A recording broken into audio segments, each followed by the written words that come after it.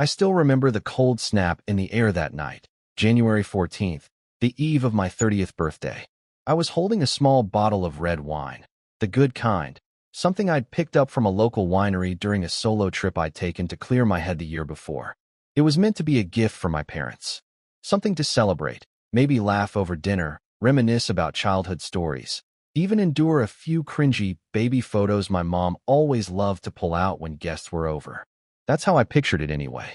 A quiet dinner with my family, maybe a cake at the end. Nothing big, just normal, comforting. But when I pulled into their driveway, everything already felt off. No extra car parked out front like I'd expected. No balloons, no lights in the window. Just the porch light casting a dull yellow over the door like it had for the last 2 decades. I told myself maybe they were keeping it low-key this year. I hadn't asked for anything, just mentioned I'd be coming over after work. It wasn't like I was expecting a party. Then I saw it.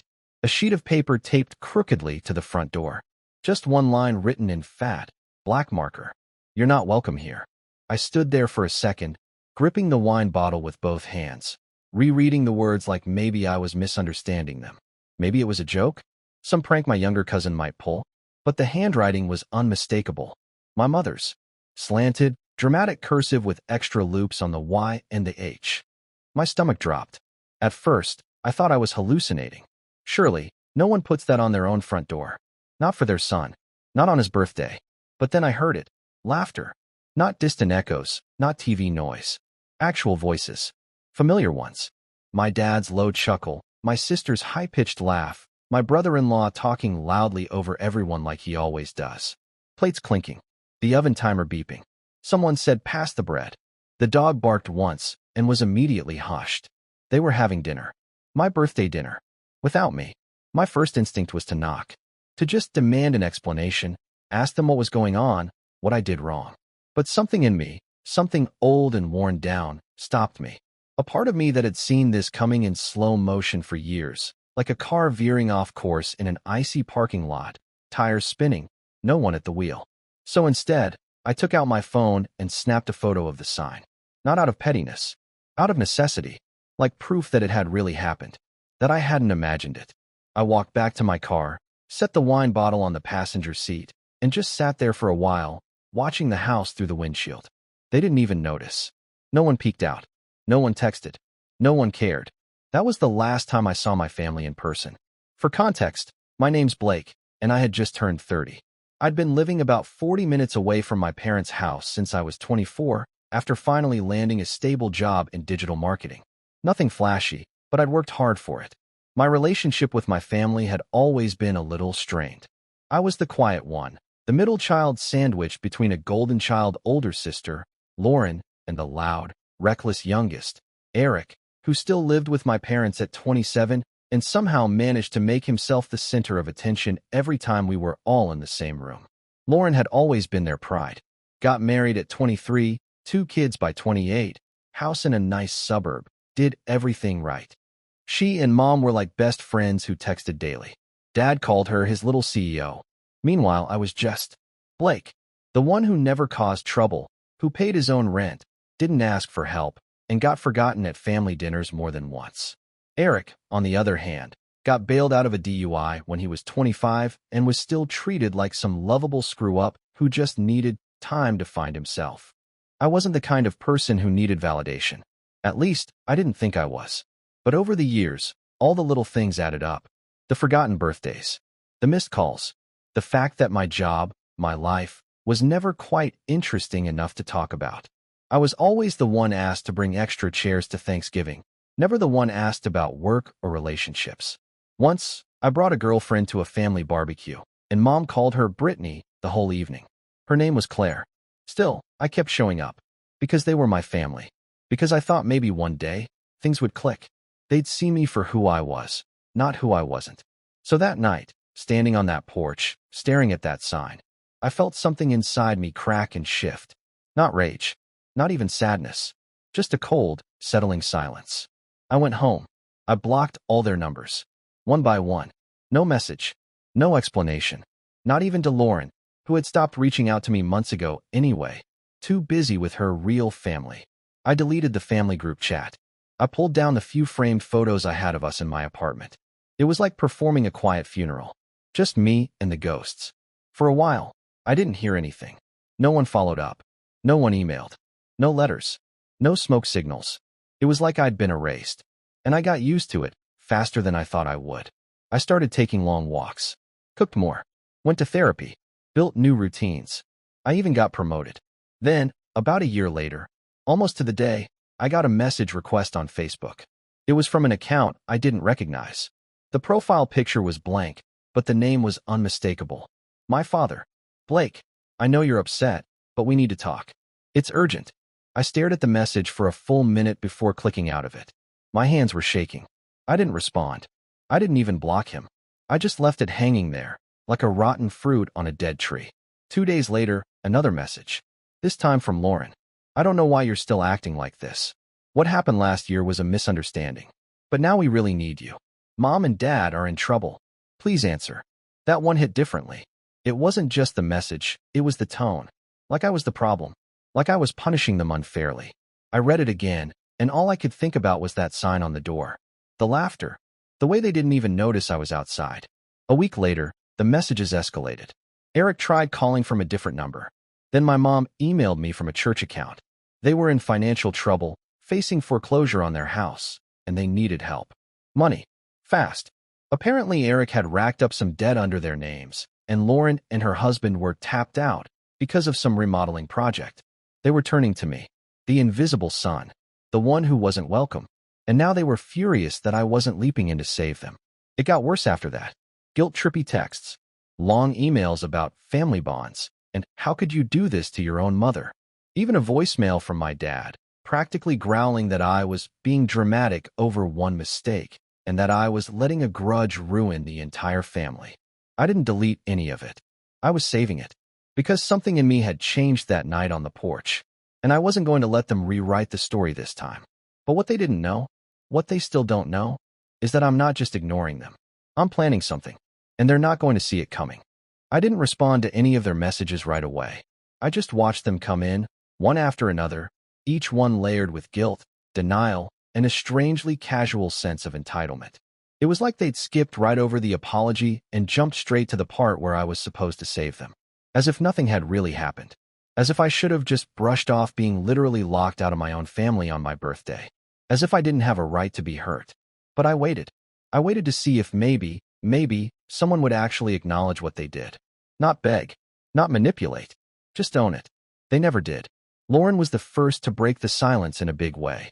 She showed up at my apartment unannounced, wearing oversized sunglasses and holding one of those half-melted iced coffees she always nursed when things were stressful in her life, like when her husband forgot their anniversary or when the neighbor's kid got into a better preschool than her daughter. I didn't even know how she found my address. I know you're mad, she said the second I opened the door, standing on my welcome mat like it had personally offended her. But this is getting ridiculous. You're blowing this way out of proportion. I just stared at her. She looked past me into the apartment like she expected to see signs of misery. A pizza box, takeout cartons, maybe a bottle of cheap wine, and a worn-out blanket on the couch. Instead, she saw a tidy living room, a small bookshelf with novels I actually read, and the faint scent of coffee and pine cleaner. I had made a life, a peaceful one, and I think that threw her off. What do you want, Lauren? I asked, voice low. They're gonna lose the house, she said, stepping closer like we were just picking up a sibling argument from childhood. Eric messed up. Mom and Dad are scared.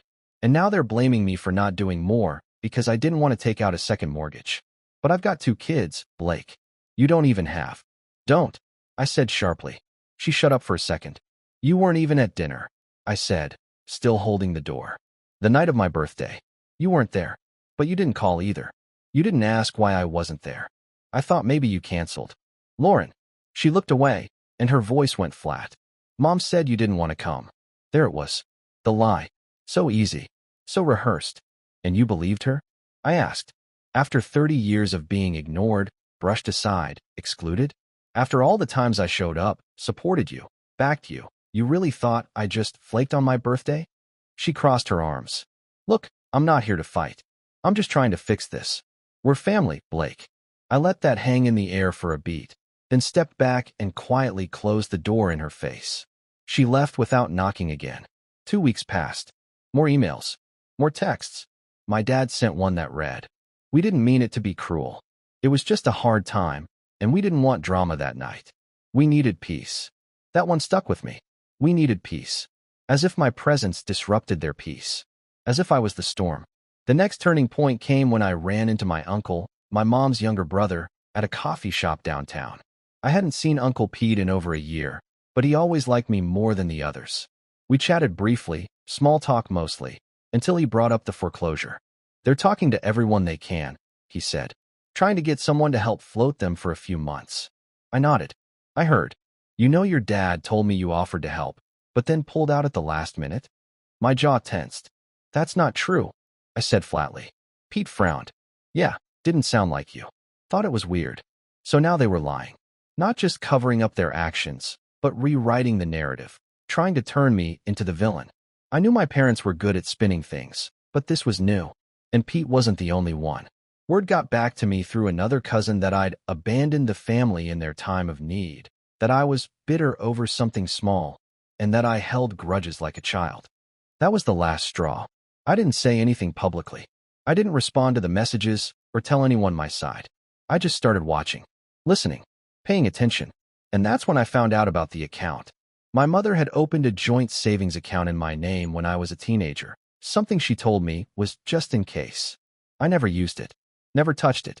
But I found out through a quiet conversation with Pete, who used to work in banking, that the account was long closed and that it had been emptied 5 years ago. Over $14,000. Money that was supposed to be mine from an old inheritance, something left by my grandmother, who passed when I was 19. I never saw a dime. Pete looked uncomfortable when he told me. I didn't want to get involved, Blake. But I figured you should know. They said they needed it for Eric's rehab. Eric. Rehab number 2, if I remembered right. The one he left early because he wasn't feeling it.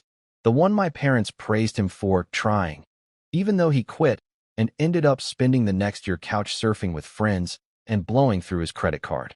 I felt sick. It wasn't about the money. Not really. It was about the pattern. The betrayal. The fact that they stole from me quietly, then cut me off when it no longer suited them. They had been using me, emotionally, financially, and now, reputationally. And when I finally stopped giving, they acted like I was the one who turned my back. I kept everything.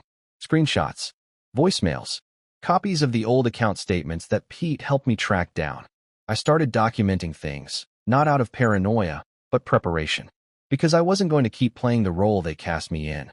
Then came the betrayal that shattered the last piece of me that still, stupidly, hoped they'd change. It was a Sunday afternoon when I got the message. Not from Lauren. Not from my parents. From Claire. Yes, that Claire. My ex. The one they had called Brittany all through that barbecue. The one who broke things off 2 years ago because she said she didn't want to marry into my family. We hadn't spoken since. Her message was short, cold, and devastating. "Your mom reached out to me. She said you're spiraling and asked if I'd consider talking to you, maybe helping you see reason. I told her not to contact me again. Just thought you should know." I don't know how long I stared at the screen. My mother had contacted my ex-girlfriend behind my back, told her I was spiraling, and tried to manipulate her into emotionally re-engaging with me to what? Snap me out of my tantrum, drag me back into the fold. I felt like I couldn't breathe. It was humiliating. It was intrusive. And it was the most grotesque violation of my privacy I'd ever experienced. She hadn't just crossed a line. She had bulldozed through a wall. And for what? Because I wouldn't open my wallet? Because I refused to be their safety net? That night, I sat at my desk and opened a blank document.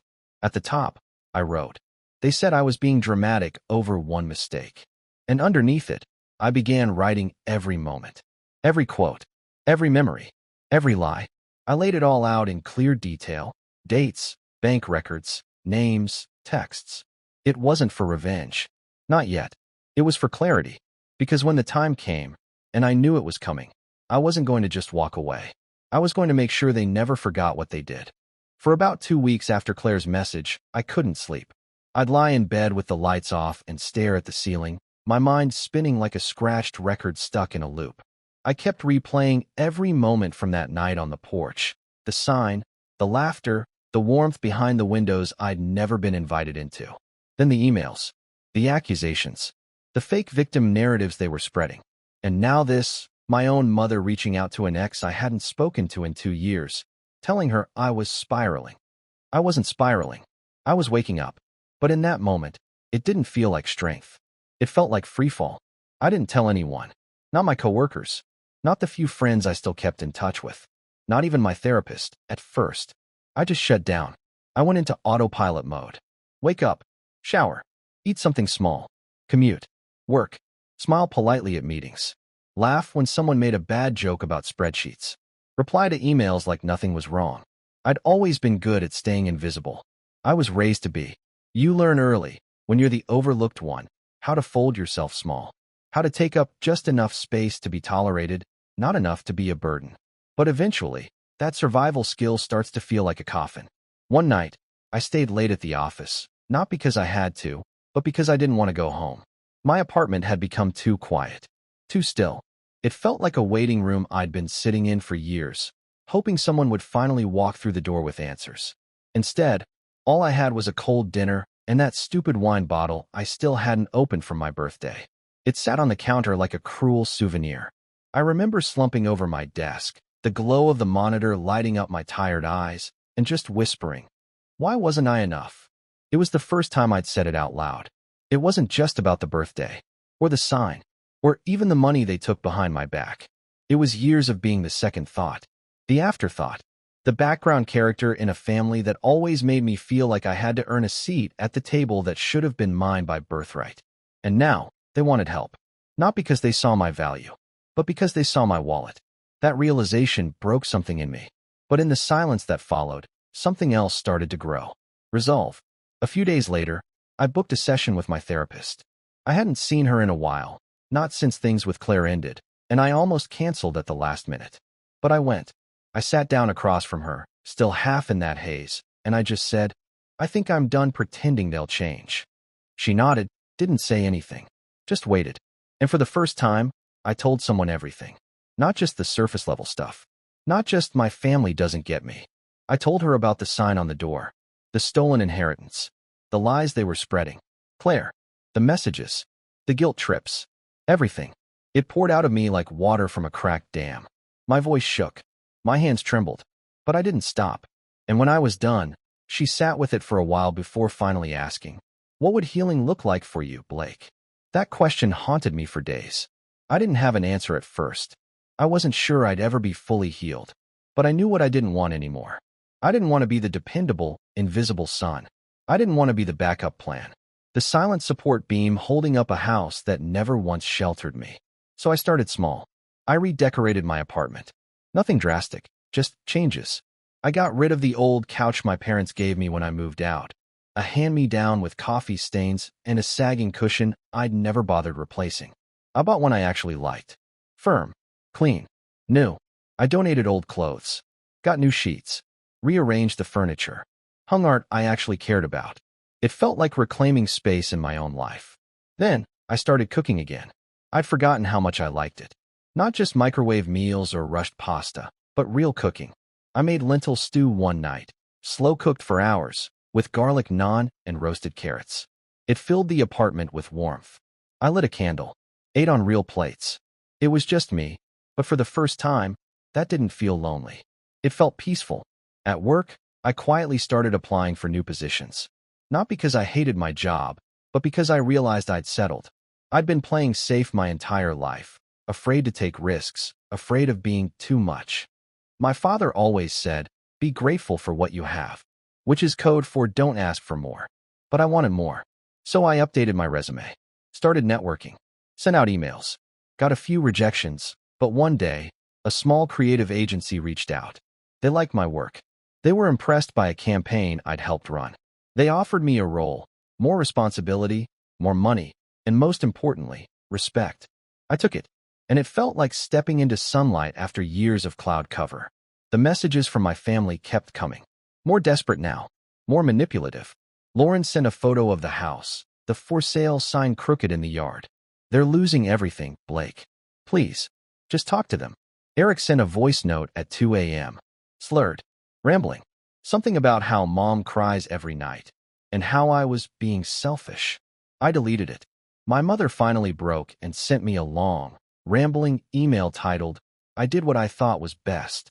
It was 4 paragraphs of her justifying the money, the birthday, the message to Claire. Not a single sentence said, "I'm sorry." Not once did she ask how I was. It ended with, "You'll regret turning your back on family." I stared at those words for a long time. And instead of crying, I laughed. Because for the first time in my life, I knew I wouldn't regret it. Not even a little. My rise wasn't dramatic. There was no overnight transformation. No grand reveal. It was subtle, steady, like a slow tide rolling in, reshaping the shore without making a sound. I started running in the mornings. Just half a mile at first, then a mile, then more. I built playlists, got new shoes, tracked my progress. I picked up photography again, something I hadn't touched since college.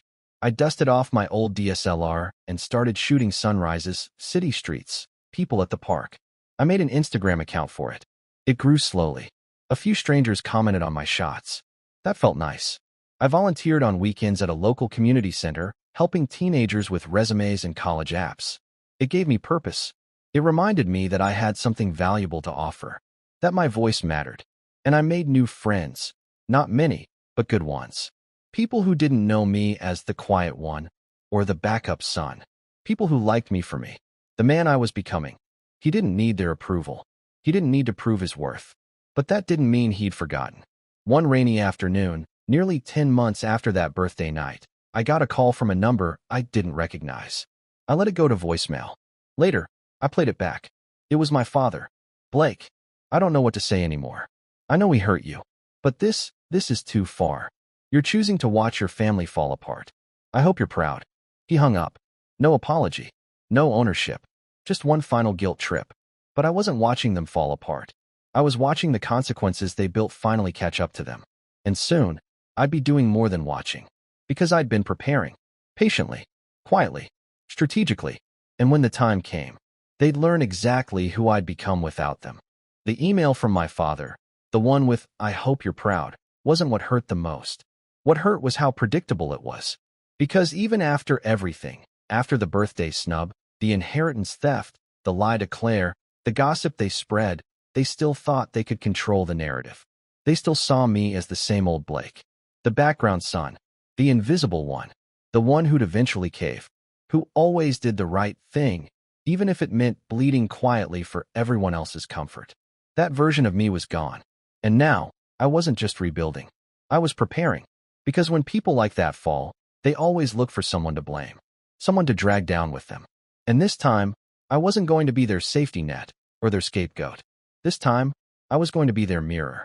And I'd make sure they couldn't look away. I started with the documents. Pete, Uncle Pete, the one honest man left in our orbit, had helped me dig up the old banking records a while back. He'd quietly pulled a few strings at the credit union where he used to work, and together we'd confirmed it. The inheritance account in my name had been drained 5 years ago, bit by bit. ATM withdrawals, transfer after transfer, all logged under my mother's login credentials. I'd asked him then, "Can they be held liable?" He'd sighed. "It's tricky. You were technically a legal adult by the time the withdrawals happened, and if your name was on the account, but you never disputed anything until now.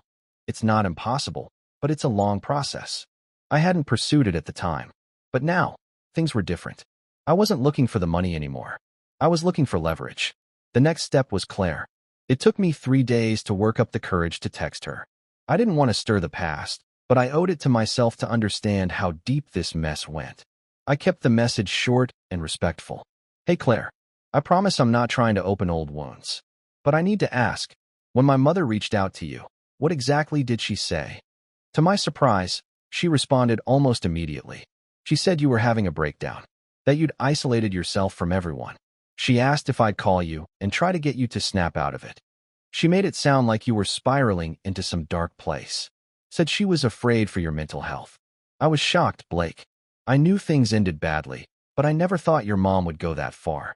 I sat with that for a long time. They hadn't just smeared my name behind closed doors. They were weaponizing concern, spinning lies about my mental health to manipulate the people around me. It wasn't just cruel, it was dangerous.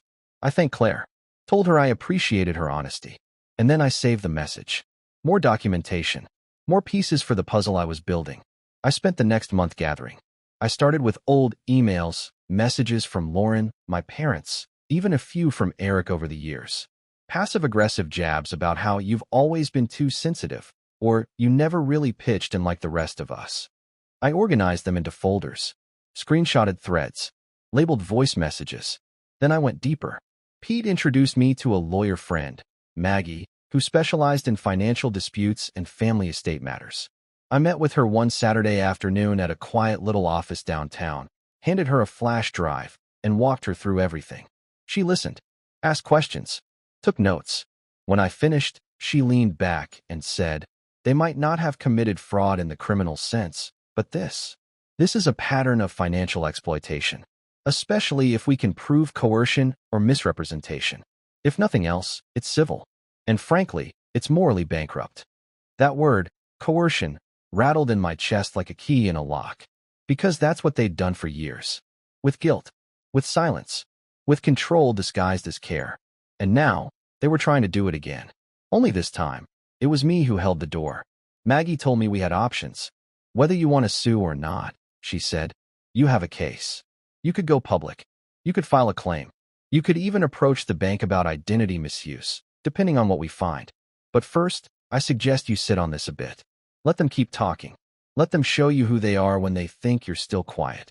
And so I did. I waited. And as if on cue, they started to panic louder. Lauren called again. I let it go to voicemail. This time her voice was trembling. "Blake, I'm sorry. Okay, I'm sorry. I didn't know about the account. I didn't know about the sign. I've had so much on my plate. The kids, work, everything. Mom and Dad they're falling apart. They're fighting all the time. Eric's threatening to move out. They might lose the house. Please, just talk to them. Please." Then, after a pause, she added, "You're not this cold. This isn't you." But it was me.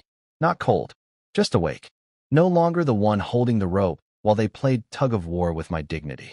2 weeks later, I got a call from a number I didn't recognize. I answered this time, out of curiosity. "Is this Blake Sanders?" "Yes. This is Officer Rutledge with the County Police Department. We received a report from a Mr. Eric Sanders that you've been threatening the family. He listed your number and email and said you've been sending harassing messages. Do you have a moment to speak with me?" My stomach dropped. For a brief second, the old fear came flooding back, the instinct to shrink, to apologize, to smooth things over. But I caught myself. "No, officer. I haven't contacted my brother in over a year. I have documentation of all communication. I'd be happy to share that with you." The officer paused. "Well, that's helpful." Honestly, his statement was thin, but we had to follow up. "Mind sending over whatever you have?" I did. Every email, every voicemail, every unreturned message, every screenshot showing that they had been the ones hounding me, not the other way around. I never heard back from Officer Rutledge, but the message was clear. Eric had tried to escalate things, maybe out of spite, maybe out of desperation, maybe because someone, likely my father, had told him to do it. And now, they'd played their hand. They weren't just desperate. They were dangerous, which meant it was time for me to stop playing defense. I called Maggie. "I want to move forward," I told her. "Not just legally. I want to make sure they can't do this again. To me, or anyone else." She helped me draft a cease and desist letter. We addressed it to each of them individually, my parents, Lauren, and Eric. It spelled out the harassment, the lies, the slander, and it warned that any further attempts to contact me, smear me, or involve law enforcement under false pretenses would result in immediate legal action. I sent it certified mail. Signature required. The silence that followed was deafening. No calls. No emails. No more voicemails at 2 a.m. Just nothing. For the first time in over a year, I breathed easy. But I wasn't done yet. Because they had spent decades telling everyone I was unstable, ungrateful, unloving. They'd rewritten our story and handed it out like a script. And now, they were about to face the full consequences. Not in anger, not in chaos, but in clarity. I started working on something else, something bigger. It began as a document, then a draft, then a story. Not for the public, not yet, but a record of who I was, what they did, and what happens when the quiet one finally speaks. Because they'd called it one mistake. But soon, the world would know just how many there really were. I didn't get satisfaction from watching them suffer. That's the part people get wrong about revenge. It's not about watching someone burn while you sip coffee with a smile. It's not about rage or retaliation or even gloating. Not when you've been gaslit and discarded for most of your life. It's about clarity. About making sure the truth doesn't rot in your chest like a splintered rib. About finally reclaiming a story that was twisted from the moment you learned to speak. And for the first time, they would have to listen. I spent 2 months finalizing everything. Quietly. Precisely. It started with what I called the archive. A simple cloud folder organized into categories: financial exploitation, emotional manipulation, exclusion, smear campaign, legal threats, police involvement. Every voicemail, every email, every message they sent, every lie they told, cataloged, timestamped, and paired with commentary. I included my own reflections, my therapist's notes, with her consent, and a timeline of every major incident from childhood through that birthday night with the sign on the door. It wasn't just for documentation. It was a mirror, one they couldn't shatter or look away from. Then I compiled a letter. Not an attack. A report. A full breakdown of what they did to me and why it mattered. I titled it, "The Son You Never Saw." And I sent it. Not to them. To the people they cared about. Their church leadership. Their neighborhood association board. My cousin's family. A few of their closest friends. The very same people they'd told for years that I was distant, unstable, selfish, and cold. Each recipient got a link to the archive. A personal note. Not accusatory. Not cruel. Just honest. I'm sharing this not to shame anyone, but to tell the story they've never allowed to be heard.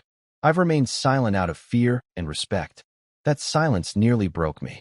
I'm not asking you to take sides. I'm just asking you to read. The impact was immediate. I didn't hear from my parents directly, of course. That was expected. But Pete texted me the next morning. "Pete, Blake, what you sent out, people are talking. The church board is furious. A few of Mom's friends are distancing themselves. Some had no idea about the inheritance or the birthday thing. One lady said she's known them for 20 years and never once heard them mention you had a job." I almost laughed. 20 years. And somehow I was still invisible even when I wasn't in the room. But now, they couldn't pretend I didn't exist. My story was out. Unfiltered. Uncontrollable. And it spread. 2 weeks after the archive went out, I received a letter from their church. It was formal, but I could feel the emotion behind it. They thanked me for my vulnerability, expressed concern, said they'd reached out to my parents privately to offer counseling. One board member even emailed me personally and said, "I had no idea. I'm sorry for the role silence may have played in this." The fallout snowballed. Eric's old friends, some of whom were mutual connections from college, started commenting on Facebook. Subtle things. Vague quotes. Nothing direct. But I knew. And more importantly, they knew. Their social network was fraying. People were watching now. Whispering. They were no longer the beloved family with the troubled middle child who never visits. They were the parents who locked their son out on his birthday, drained his inheritance, and then spread rumors about his mental health when he refused to save them. Lauren was the first to crack. She showed up at my new apartment. I'd moved a month prior and hadn't told anyone where. I still don't know how she found the address. But there she was, eyeliner smudged, cardigan clinging to her like armor, her voice tight and trembling. "You've destroyed everything," she hissed before I even opened the door all the way. I didn't respond. I didn't need to. She pushed forward. "Do you know what you've done? Mom can't even go to the grocery store without someone asking about that damn letter. Dad's being pushed out of the HOA board. And Eric? He's talking about suing you for defamation." I gave her a long, steady look, then calmly said, "Good luck with that." I kept records. Her jaw clenched. "I didn't deserve this," she said. "None of us did." That was the last straw. I stepped out, closed the door behind me, and stood in front of her, not with anger, not with smugness, but with something colder. "Cleaner. I begged for years," I said quietly. "For recognition. For space. For a sliver of decency. I gave you all chance after chance. I never lashed out. Never retaliated. I even kept showing up, hoping maybe one day someone would see me. I took a step closer. You made this. All of you. With every lie. Every silence. Every time you rolled your eyes and said I was being dramatic. You didn't care about me, Lauren. You cared about the version of me you could control. The one who stayed quiet and picked up the pieces." Her eyes glossed over. "We were trying to protect the family." "No," I said, voice hardening. You were trying to protect the image of the family. She didn't respond. She couldn't. And before she could launch into another tirade, I handed her an envelope. Inside was a formal letter from Maggie, the lawyer. It detailed my intention to seek legal repayment for the drained inheritance. It cited account numbers, transaction records, and legal statutes outlining exploitation of financial assets without consent. The letter ended with an option: settle privately, or we go to court. Lauren didn't say another word. She just left. 3 months later, I received a payment. $14,000. No apology. No acknowledgement. Just a check in the mail from a joint account under my parents' names with the memo, settlement. It wasn't about the money. It never was. But it was the first time they were forced to give something back. And with that, the rope I'd carried around my neck for 30 years finally snapped. I took the check, deposited it, and transferred half of it to a local scholarship fund I'd been working with, the same one that helped kids who, like me, had been told they weren't enough by the people who should have lifted them up. The other half, I used to take a trip, not a vacation, a reset. I went to a quiet cabin in the mountains. No signal, no noise, just trees, silence.